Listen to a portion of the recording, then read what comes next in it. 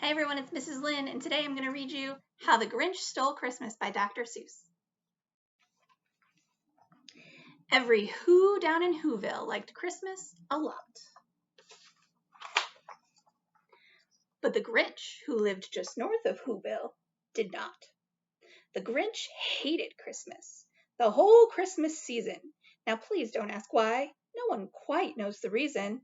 It could be his head wasn't screwed on just right. It could be, perhaps, that his shoes were too tight.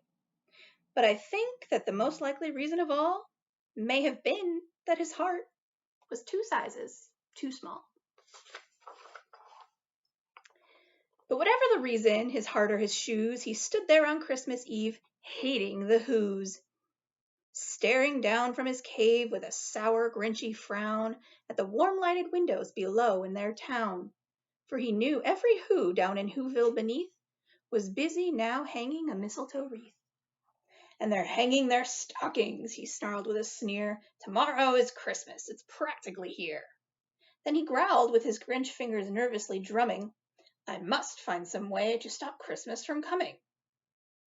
For tomorrow, he knew,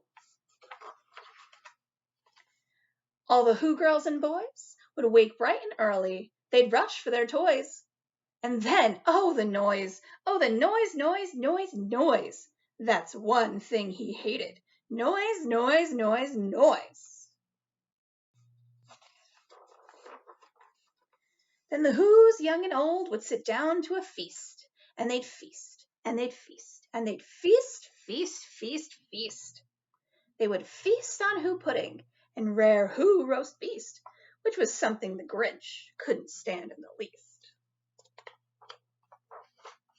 And then they'd do something he liked least of all. Every Who down in Whoville, the tall and the small, would stand close together with Christmas bells ringing. They'd stand hand in hand, and the Whos would start singing. They'd sing, and they'd sing, and they'd sing, sing, sing, sing. And the more the Grinch thought of this Who Christmas sing, the more the Grinch thought, I must stop this whole thing. Why, for 53 years I've put up with this now. I must stop this Christmas from coming. But how?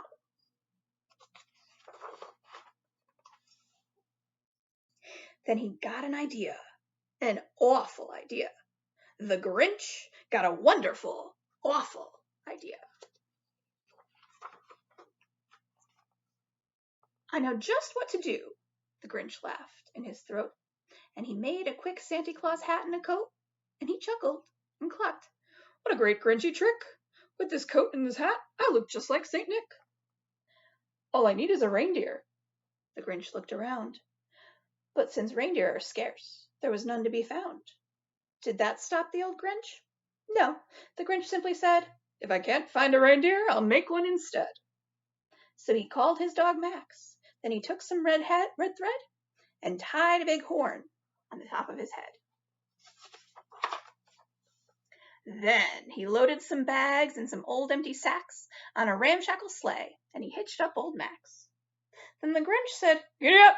And the sleigh started down toward the homes where the Whos lay a snooze in their town.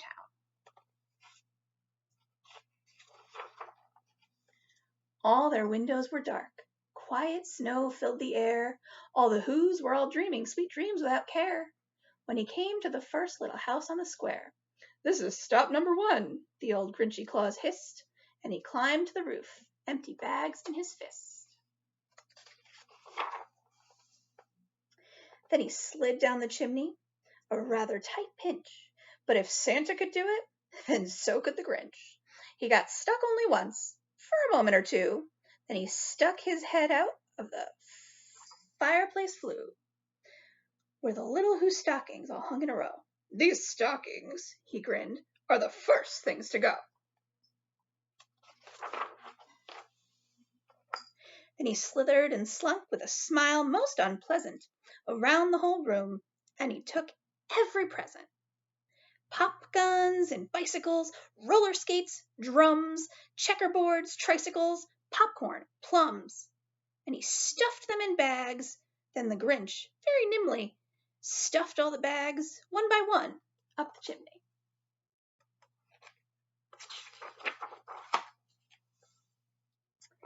Then he slunk to the icebox. He took the Who's feast. He took the Who pudding. He took the roast beast. He cleaned out that icebox as quick as a flash. Why, that Grinch even took their last can of Who hash.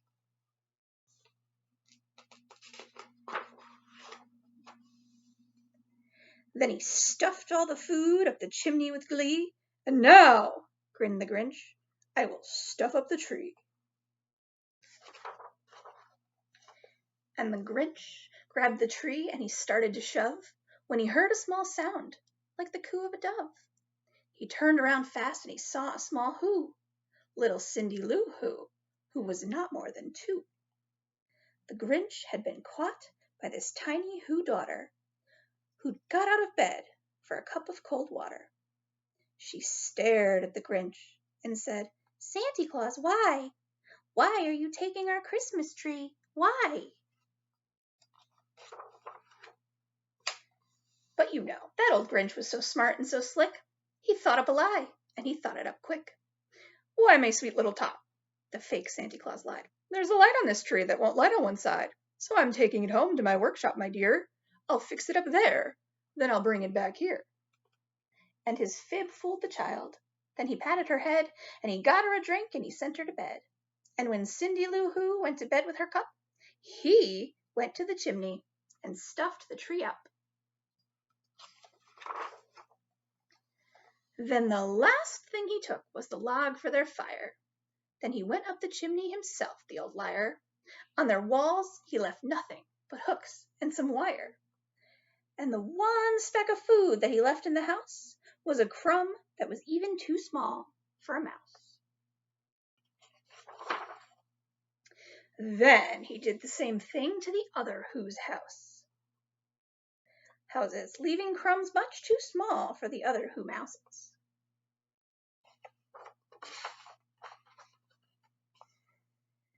It was dawn, all the Who's still abed, all the Who's still a snooze, when he packed up his sled, packed it up with their presents, the ribbons, the wrappings, the tags, and the tinsel, the trimmings, the trappings. 3,000 feet up the side of Mount Crumpet, he rode with his load to the tip-top to dump it. "Pooh-pooh to the Who's," he was Grinchishly humming. "They're finding out now that no Christmas is coming. They're just waking up. I know just what they'll do. Their mouths will hang open a minute or two, and the Who's down in Whoville will all cry boo-hoo." "That's a noise," grinned the Grinch, "that I simply must hear."